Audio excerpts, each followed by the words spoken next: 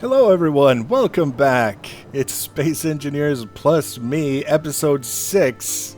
I'm Enigmius, and today, sweet progress. We've got some minerals coming in, we got our game being saved. We're not even touching the keyboard and the game is being saved. That's how fantastic this is. You can see the two planets and their moons, you can see the sun. We're going to show you everything that we've been working on, and it's actually going to look different from the way it looked in the last episode. For starters, we're standing right on the edge of our quarry, or pretty close to the edge of our quarry, and you'll notice there are no frame cubes anywhere. We took them down, and the reason why we took them down is because we got another tip from a viewer. I love the viewer tips, people being helpful, being cooperative, constructive.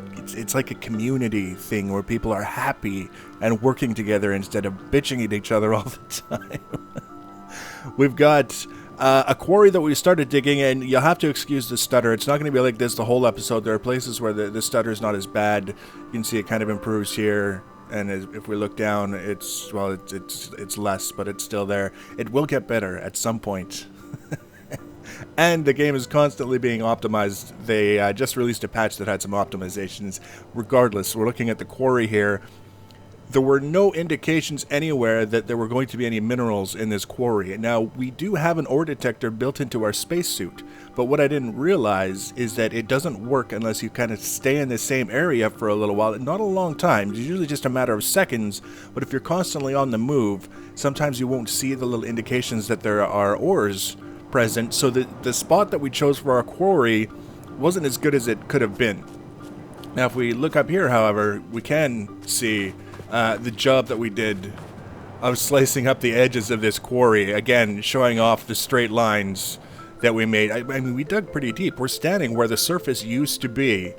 We went down pretty deep. We went around a few times. We cut down, and we kind of started working on a little bit of the middle, kind of chewing it down and cutting through it and looking for minerals and things like that. No dice. It's possible, I would assume, that if we were to keep going down, we would eventually find minerals, but for the amount of time it was taking, wasn't worth it, because everything was on hold while we were waiting to get our hands on some minerals, which we did find, and they're not far from here. We're going to give you an idea of just how close they were, give you a sense of the scale and this whole thing. You can see we're down here in the snow and the ice, making snow and ice running sounds. We're not going to have to go far before we find sort of the central area where we've been finding the lion's share of our resources up to this point. And I marked it with some steel frame cubes, just because it makes it a little bit easier when you're trying to get around. You can actually see exactly where you want to be going, because otherwise it would be very, very difficult at times to see, because all we've really got is a hole in the snow on a slope. And when we're coming from our base, which is right up there, the slope isn't favoring us in terms of being able to see where we're getting our resources from. So this is the little marker that I made in the snow that we can take down fairly quickly and easily. It only costs 3 steel plates to make, and it marks this hole that we go down here, and immediately you can already see all the goodness. So this deep orangish red is iron, and you can see it's just all over the place. And this whole area that I've dug out so far, all of this open space, is as a result of me digging out the iron that was there. So we're just constantly digging out iron and getting tons and tons of iron, which is very, very useful for most of the things that we need. Being able to build with the steel blocks, doing all those other things, being able to build conveyors and things of that nature. It's just iron. All we needed was the iron. But then you see also we've got this, I think dusty rose would be the color to describe it. It's sort of like a grayish pink. This is nickel. It's also very useful, not necessarily for as much as you would use iron in terms of the variety of different components, but there are certain very important components that you can't make without nickel, so it's great to have a source right here where it's convenient and handy right next to the iron. And then lastly, we come down here, and I should like to point out, we are near a source of iron, we are near a source of nickel, and we are near a source of cobalt, but there's no indicators on the screen. So I don't know if it's a bug, or I don't know if it's a delay that's intended to encourage people to use the larger ore detectors, but this is where it gets a little bit tricky sometimes to find the things that we're looking for. We should be getting an indication that there are minerals nearby, but we're not. That's okay. We're going to have to crouch to get down this little hole that I dug. Down here is cobalt. This strange, sort of grayish, goldish, whatever thing. It's distinguishable from the stone in the walls. You can definitely, looking here, you can definitely tell the difference, but it's not a huge difference. It's one of those things where if you're not careful, you can dig through and just kind of maybe glance past a section of it and not even really notice it. And the worst case scenario is you go through using the clearing mode on the drill, which means you take out big chunks of things, but you don't actually recover what you're digging. It's just destroyed, because then you're destroying the cobalt, and that would be a damn shame. But fortunately, we knew it was there because our suit ore detector told us it was there, so we approached it carefully and we started getting everything. And for me, it's just nice having a tunnel to it. As we need it, we can come down and dig it. So we're going to head up to our base so you can see what I've been doing up there. This is where you'll probably notice the biggest difference, but I kind of thought you guys might like to see, for those who haven't played the game yet, what the different minerals and things look like when you finally find them and have an opportunity to start digging them out. And I have to be very careful when running through here, especially if there's materials on the ground like boulders of various different things, because it's so low, the ceilings are so low, you can accidentally kill yourself. It's almost as if you trip on a boulder and smash your head on the ceiling and die, is what it kind of seems like sometimes. I don't know if it's a bug or if it's working as intended, but it's a little bit terrifying. You get the idea. We're going to move up here to the base, and we're going to see what we've done. Jetpack is on. We've got plenty of fuel. This is by far my preferred method of getting back up to our base. It's kind of fun because you have to do everything a little bit well timed, because you've got the jetpack and you've got the directions that you're trying to move with it, and then you have to use the inertial dampeners to slow yourself down and approach and survive. So you can see we've built kind of this is the beginnings of our first landing pad for our base. And we're going to come over here, just about out of hydrogen with 5.8% left in the tank for our hydrogen. Things are a little bit different. We've got this landing pad. I ran out of iron. It was the middle of the night. I wasn't going to go digging anymore. I come up here and work on the base when it's nighttime, and then I go and I gather things during the day when I can get back to the base easily. I don't get lost so badly. I ran out of iron, so you can see we've got a lot of blocks in place that we still have to weld up all the way around. We've got some lights in place. And then we've got, this is a connector that will allow us to build a spaceship, or not even a spaceship, an atmospheric base of operations ship.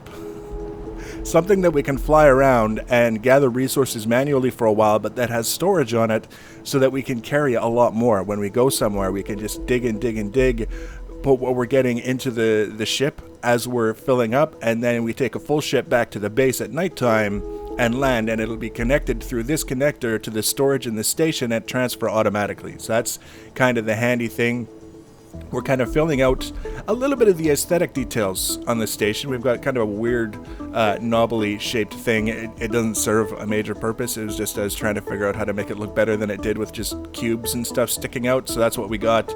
And also a couple more panels to weld up. Over here we go with the stutter again. You can see these are the windows in front of our seat, the pilot seat that we placed when we first started this base, and we've kind of closed it in all the way up to the solar panels. All the solar panels are receiving sunlight, not a lot, but they're receiving sun and producing power, which is good. We need more. We need a lot more. So our next goal is to find a deposit of silicon so that we can make more solar panels, and a lot of the other things that we need for our ship that we're planning also require silicon. I want to make sure that the base is able to keep running, even at sort of a low level. When we're doing things like processing ice and refining ores and assembling things. That's really all I want to be able to do. Maybe that's asking too much, but I would like to be able to do that off solar panels alone. So I want to make as many solar panels as it takes to get that done. We can come down here, we can come inside. I've actually been doing a fair bit of work on the inside as well. We've added a ramp, which I have to update because I was digging under it, so that we can get from here, from the outside, up onto the catwalk for servicing the solar panels or adding more. You can see over here, we have stairs. We have frickin' stairs all over the damn place now. No more running around on little wee tiny stone platforms. we can take the stairs. We've got a little... This is funny because this was just supposed to be like a catwalk, like a very simple place to walk. But because of the performance issues and a little bit of a stutter, I was concerned that if I didn't make it at least 2 blocks wide, that I would eventually fling myself off the cliff, off the edge, and down. And it's a hell of a drop from here. You don't want to be flinging yourself off this mountain. So we made it a little bit wider. We put lights on it. Very important, I think, when we start flying around on the planet that we have lights on our base so we know where not to collide. Because, there's going to be some collisions. Look at this, another staircase down and into here. Now, obviously, we haven't finished inside, but we're making excellent progress. We're actually in a place now where it's starting to look like a base that's built to be a base and not just a few blocks that we placed inside a mountain. You can see we've got this window here by our control seat, our control whatever control panel. We can get the different views, not necessarily the best views but different views nonetheless. I kind of have a nice view out this way too. There's a lot of stone in the way down there, but at least through this way. I'm thinking of putting some windows on the other side up high as well, just below the solar panels, but that's a ways off. My primary goal now is getting the more solar panels and getting our atmospheric base of operations going. So we got this area down here. This is we looked at in the last episode, but again, in order to get down here previously, you had to climb all over some rocks. So I put in this staircase that I'm actually quite proud of because it looks kind of neat. It looks a little bit... It's not just plain stairs. There's some angles and there's some things going on. And at the end of the day, it works really good for getting up and down. Go figure. The staircase works well for going up and down. We've got our hydrogen tank. We've got our med bay while we're here. Before we forget, because I do that a lot, we're going to top up our hydrogen tank just like that. Blam, 100%. Got our refinery, and we've got our assembler, which we need to start making things with. We've been having some issues with power. It's kind of embarrassing because when you start running out of power, your lights go off. If you have 0 power in the system that's available to use for keeping your base running, the lights go off because they use power as well, and then you'll have like a little trickle of power and the lights will come back on for a second and then they go off. So you're basically sending a signal to anyone within viewing range that your base is out of power and you're a power generating scrub. So have to kind of keep an eye on that. I kind of decided that what I wanted to make was a bunch more steel plates so that I can finish welding up the blocks that we've got on the landing pad. And it's still saying that... Oh, I know why. Control panel. Battery for stored power. Still in the kilowatts. Still in the kilowatts. These guys are just doing a really horrible job of storing up power. The sun has been just recently risen and it hasn't had a chance to really store up a whole lot, but right now the way it's set up is that there's not really enough power to release into the system in order to keep this guy running anyways. So we'll just go in here and we'll take those out of the queue, and then we'll come back later. We need steel plates, we need small steel tubes, so that we can run the rest of the conveyors from our interior storage to the connector that's in the middle of the landing pad.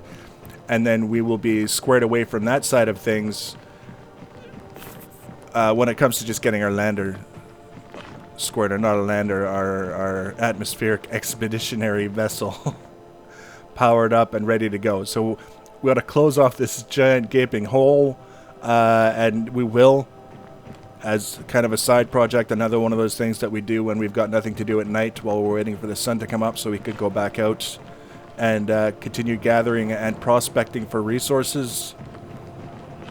And that's the progress that we've made. It's a lot. I wonder, yes we can. We'll just kind of... We're going to be very careful monitoring our resources for the hydrogen while the dampeners are on. But you can kind of get a better view of our base. Just very, very careful. Yeah, we're still good. It's shaping up to actually look like a space-oriented kind of base of some sort. And I'm hoping that it'll only get better from here, because we've got this whole cliff face that we can work with for getting things extended and expanded and accommodating all the things that we want to do. And then we just land and everybody's happy. So the next episode, with any luck, we'll be placing more solar panels and we'll be starting construction on our atmospheric expeditionary vehicle. If you want to be notified when I add that episode, you can subscribe to my channel or follow me on social media. Links for social media always in the information box below the video. Feel free to leave your comments and feedback. Thanks for watching, guys, and take care.